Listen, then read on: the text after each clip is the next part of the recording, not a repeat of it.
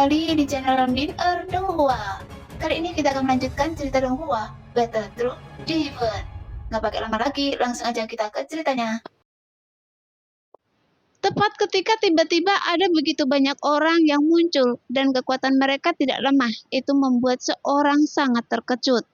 Bagaimanapun mereka semua memiliki aura keabadian kaisar. Namun setelah beberapa saat, mereka segera mengetahuinya bahwa orang-orang ini tidak bernyawa. Dan mereka semua hanyalah boneka. Hanya saja boneka ini tidak terlihat biasa saja, karena semua baju besi dewa palsu yang pembatasannya telah dilanggar oleh Goyan, terintegrasi ke dalam setiap boneka, sehingga penampilan mereka seolah-olah berubah menjadi prajurit Taisu seperti sebelumnya. Saat Shoyan melihat pemandangan ini di hadapannya, mata Shoyan berbinar dengan penuh pertimbangan. Meskipun boneka ini tidak memiliki ingatan dan pemikiran seperti para pejuang Taisu, meski begitu mereka semua 100% mematuhi tuannya. Jadi meskipun mereka tidak memiliki jiwa dan hanya kelompok boneka iblis yang disempurnakan oleh Yetian, namun setelah melengkapi besi dewa palsu, kekuatannya harus di atas prajurit Taisu. Dan alasannya sangat sederhana. Prajurit Taisu adalah tubuh yang lahir dari cloning. Meskipun mereka juga memiliki kekuatan tertentu, tapi yang terbaik hanyalah dewa pertarungan. Dan tubuh dewa pertarungan ini hanya dengan bantuan baju besi dewa palsu, mereka dapat memenuhi syarat untuk melawan keabadian kaisar. Tapi boneka iblis Yetian berbeda. Mereka awalnya adalah orang kuat di keabadian kaisar. Saat ini dia bahkan mengenakan baju besi dewa palsu. Jadi dapat dikatakan bahwa kekuatan tempur boneka iblis ini bahkan lebih kuat. Bagus. Dengan cangkang kura-kura ini, mereka akan memiliki kekuatan pertahanan yang lebih kuat. Yetian melihat boneka iblisnya yang mengenakan baju besi dewa palsu segera tersenyum. Tampaknya dia lebih puas dari Shoyan. Tapi jumlahnya tidak cukup dan saya harus mengumpulkan 100.000 boneka iblis terlebih dahulu. Jadi selamat tinggal, kata Yetian dan melambaikan tangannya. Segera pasukan boneka iblis ini berubah menjadi awan ungu kehitaman, kemudian menghilang. Bahkan Shoyan tidak tahu bagaimana Yetian melakukannya ini. Seolah-olah dia semudah mendapatkan hadiah dalam sekejap. Tunggu, ada satu hal lagi yang perlu saya percayakan pada Anda. Tepat ketika Yetian baru saja hendak pergi, dia segera berhenti setelah mendengar ini. Kemudian dia memandang Shoyan dengan marah. Sungguh merepotkan. Ayo katakan dengan cepat, kata Yetian dengan marah. Sepertinya dia sama sekali tidak menghormati Shoyan. Bagaimanapun dia tidak pernah takut pada Shoyan dan dia hanya bersedia bekerja sama dengan Shoyan. Jadi saat Shoyan mengajukan permintaan, dia merasa tidak bahagia saat ini. Saya masih memiliki avatar di sini. Mungkin saya perlu bertanya pada Anda, Shoyan berkata sambil tersenyum pahit. Jelas avatar ini adalah avatar dari Suci yang disegel di dalam peti mati darah. Karena daripada Shoyan memurnikannya sendiri, lebih baik Yetian yang melakukannya. Bagaimanapun dia ahli dalam hal itu. Pergi! Jangan biarkan iblis ini memanfaatkan Anda. Yetian tampak sangat jijik. Bahkan dia tidak memberikan wajah apapun pada Shoyan. Dan dia langsung menolak permintaan Shoyan. Mendengar itu, Shoyan melihat peti darah di depannya. Meskipun dia memiliki metode pemurnian boneka dari sekte boneka dewa, tapi hal yang merepotkan adalah Shoyan masih harus mencari boneka dewa 5 elemen. Kalau begitu, saya butuh beberapa boneka iblis Anda, kata Shoyan dengan serius. Silakan pilih. Yetian tidak bisa berbuat apa-apa pada Shoyan, jadi dia hanya bisa mengangkat tangannya, kemudian Yetian mengeluarkan boneka ajaibnya lagi. Segera Shoyan memilih ratusan boneka iblis 5 elemen dengan atribut berbeda dari mereka, dan ini adalah sekte boneka 1000 mayat. Lagi pula, Yan Juan sebelumnya berkata bahwa avatar suci hanya bisa disempurnakan dengan mengumpulkan 5 elemen. Jadi Shoyan segera memilih 1000 boneka iblis dan Shoyan sepertinya belum memiliki niat untuk berhenti.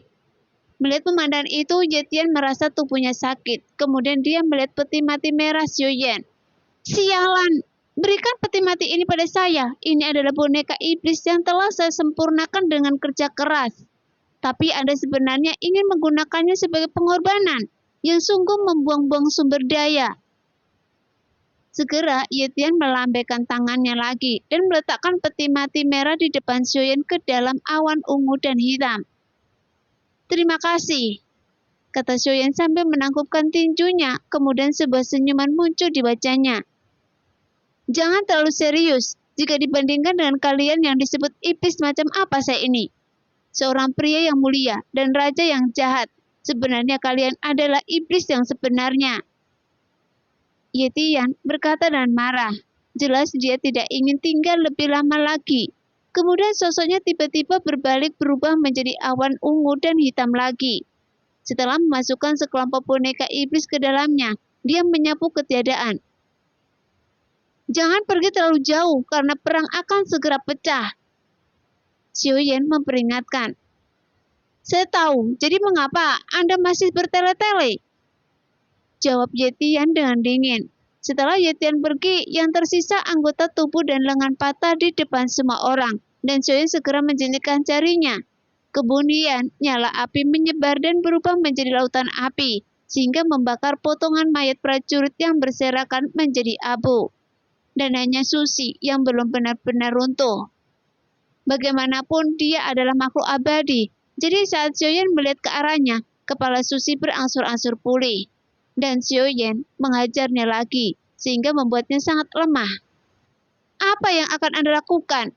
kata Susi sambil berteriak kesakitan. Lagi pula, dia berbeda dari para pejuang Taishu lainnya, karena dia memiliki jiwa. Jadi ketika Xiaoyan terus menghajar hingga daging dan darah Susi terus meledak berulang kali. Dia tampak sangat kesakitan dan sekarang dia dicekik oleh Xiaoyan hingga wajahnya pucat. "Tentu saja, saya ingin menggunakan darah dan jiwa Anda untuk memberi penghormatan kepada ribuan makhluk yang jatuh di lautan barat." Setelah Xiaoyan selesai berbicara, dia tiba-tiba mengeluarkan banyak pil racun, kemudian mengubahnya menjadi cairan, dan secara paksa diintegrasikan ke dalam tubuh Susi. Segera Xiaoyan mengeluarkan rantai besinya dan menggantungnya ke tubuh Susi yang membusuk di atas bahtera. Bahkan tidak peduli bagaimana Susi berteriak, Xiaoyan tidak lagi memperhatikan Susi.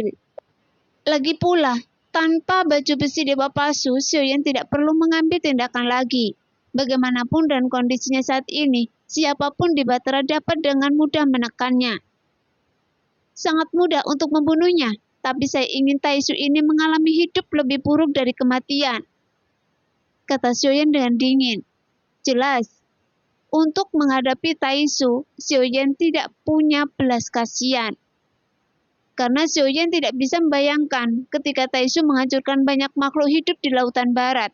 Metodenya sangat kejam. "Oke, ayo pergi." Xiaoyan berteriak pelan, kemudian puluhan ribu orang kembali ke Bahtera dan meninggalkan tempat ini dengan kecepatan penuh. Adapun Susi, dia diseret keluar dari Bahtera. Sekarang dia menderita racun yang parah. Saat tabut itu dengan cepat melintasi lautan kehampaan.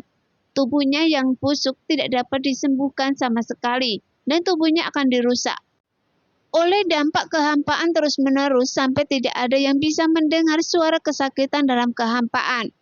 Sekarang, meskipun Taishu mungkin akan terus mencarinya, adapun apakah bisa ditemukan, Xiaoyan tidak peduli sekarang, karena dia hanya mengikuti pengaturan ratu, dan yang lebih penting adalah segera pergi ke kehampaan Ming Utara. Tapi jika Xiaoyan bertemu lagi dengan Taishu di jalan, Xiaoyan juga tetap tidak akan melepaskan Taishu manapun. Menarik, saya ingin melihat siapa yang berani muncul di kehampaan Laut Barat dan menghancurkan pasukan Taishu saya. Ini terlalu memalukan untuk memprovokasi saya. Cepat, panggil semua komandan yang berada di kehampaan Laut Barat dan mereka harus dikepung dan ditindas sepenuhnya.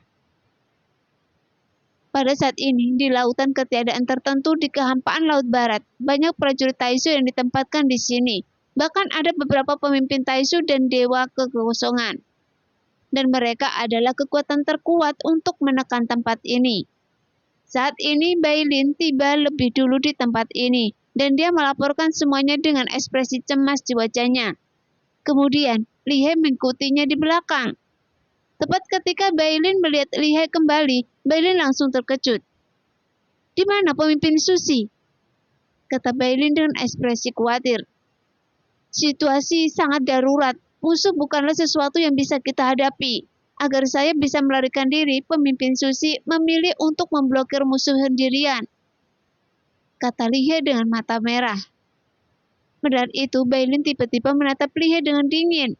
Jelas dia tahu betul seperti apa karakter Lihe, dan dia pasti melarikan diri sendirian. Tuan Mengsen, tolong untuk segera mengambil tindakan. Mereka semua harus dilenyapkan, karena mereka adalah orang-orang yang tidak dapat disentuh, kata Lihe dengan suara yang dalam. Lagi pula ini adalah dewa kekosongan yang lebih besar dari lebih canggih. Di samping itu ada juga beberapa kapal di sekitarnya. Dan hal yang paling mengejutkan adalah bagian belakang dewa Taisu kekosongan ini seperti benua di jalan. Semua orang yang berdiri diam dengan sosok yang padat. Mungkin jika dihitung jumlahnya mencapai jutaan. Awalnya pasukan kuat yang mencapai jutaan ini untuk dikirim ke garis depan medan perang. Dan itu hanya untuk membuat orang-orang sensi mengerti bahwa Taisu memiliki sumber daya. Tapi itu juga merupakan akhir dari panah yang kuat. Saat ini Bailin dan Lihe berada di dewa kekosongan terbesar. Tanahnya datar seperti cermin di ujung terjauh. Seorang pria menyilangkan kakinya dengan cahaya biru berkedip di depan mata. Dan itu adalah peta bintang kehampaan di Laut Barat. Kemudian dia segera melambaikan jarinya. Hanya ada 5 atau 6 batara, tapi berani mereka pergi bersama. Sekarang kita menemukan mereka, jadi kunci mereka sekarang dan mulai bergerak. Mereka ingin melarikan diri, tapi tidak semudah itu. Nah, demikianlah cerita hari ini. Terima kasih yang sudah menonton video Min Earth sampai selesai. Sampai jumpa di video selanjutnya. Bye-bye.